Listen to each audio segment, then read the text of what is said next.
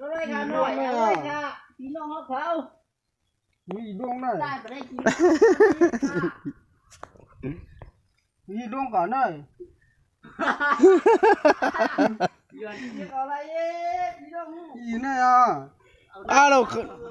รับนั่นในชาบาติล่าคืนล่วงเนี่ยกินมายันก็ดีกันนะเอาเกียกกูนี่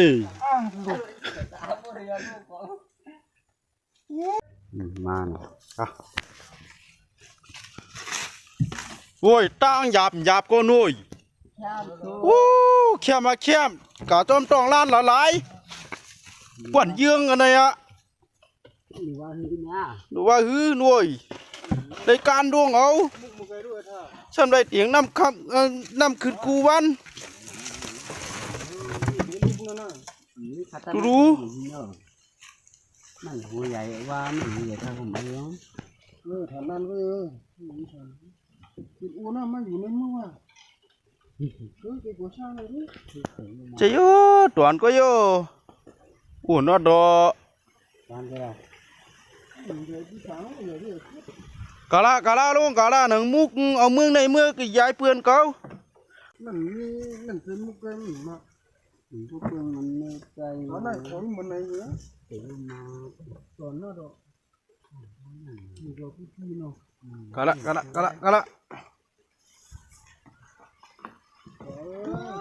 ตัวมาได้ผ่านหานยิงดอกไ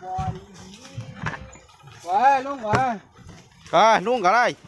ลุงก่อนได้ลุงกูที่ยันจันไงใช่ป่ะเรื่องนี้กะช่วงรุ่นหลังมันหมดก็กูที่จันอ่ะฮัลโหล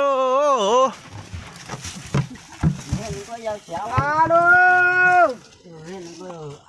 มาสู้ข้าพี่น้องเขาข้าฮัลโหลคึกทนโดยตั้งลงเหรอโปรเจกต์หน้าผักไปโย่ไอ้เจ้าที่ดีค่ะฮัลโหลโดนเตะเลยดูใครมาอยู่ที่เราเนี่ยก็ดีกูอีกากหลักไล่ใครมาอยู่ที่ละลองโดนไว้เฮ้ยโดยมันในพวกรายการล่วงเอานะหยับก็เป้ขึ้นอ่ะอยู่ตั้งใจให้พ่อขึ้นมาติงล่าขึ้นในกระโปรงเมาไปไหนไปหาเอาเนี่ยมีไอผิดก็ไว้เปื่อนลูกโอ้โหใจก็พวกพูดแล้ว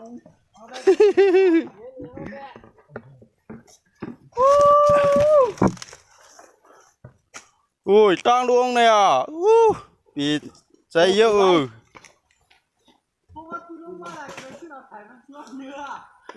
ไข่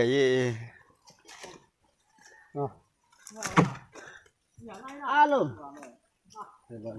วันนี้เขาจ่อเฮ้ยใจลุง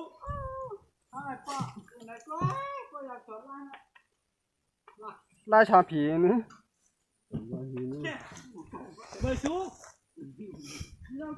เด้อมีกินหน่อยวะเลี้ยง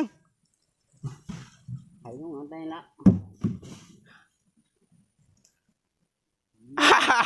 เล็บประหลาดลูกกำลังเลยปูดเลยพอดีปูดจังไหนต่างใจเดิมตัดไถว่ามาหลูใส่ถุงเอาเยอะบนเนียกได้กลางเนี่ยทางไหนอะไรกันหน่อยอะไรกันพี่น้องเขามีดวงได้ได้ไปได้กินมีดวงก่อนหน่อยย้อนที่อะไรเอ๊ะพี่น้องอีเนี่ยเราครับนั่นในชาบาติล่าคืนล่วงเนี่ยกินมายันก็ดีกันนะเอาเกียกกูนี่